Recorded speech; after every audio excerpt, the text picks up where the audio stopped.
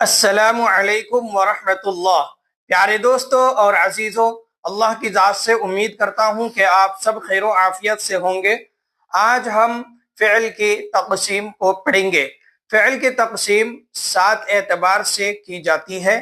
ان میں سے ہر ایک کو تھوڑی تفصیل کے ساتھ ہم لوگ پڑھ چکے ہیں۔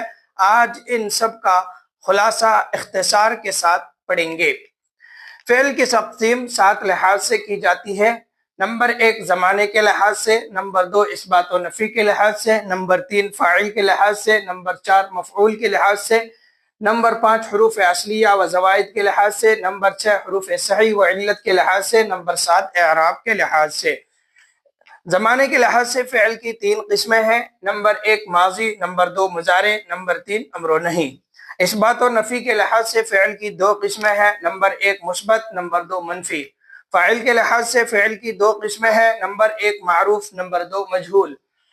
ضرورت مفعول کے لحاظ سے فعل کی 2 قسمیں ہیں۔ نمبر 1 لازم، نمبر 2 متعدی۔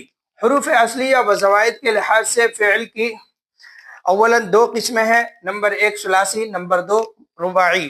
پھر ان میں سے ہر ایک کی 2 قسمیں ہیں۔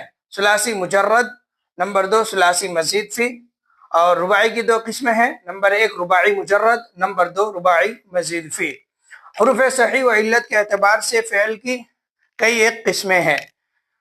صحیح، سالم، محموز، مضاعف، معتل، مثال، اجوف، ناقص، لفیف، مفروق اور مقرون۔ اور اعراب کے اعتبار سے فعل کی 2 قسمیں ہیں۔ نمبر 1 معرب، نمبر 2 مبنی۔ ان میں سے ہر ایک کو تفصیل کے ساتھ پڑھ چکے ہیں۔ اگر آپ نے ان ویڈیوز کو نہیں دیکھا ہے تو لنک ڈسکرپشن میں ہے، وہاں جا کر دیکھ سکتے ہیں۔ اس کے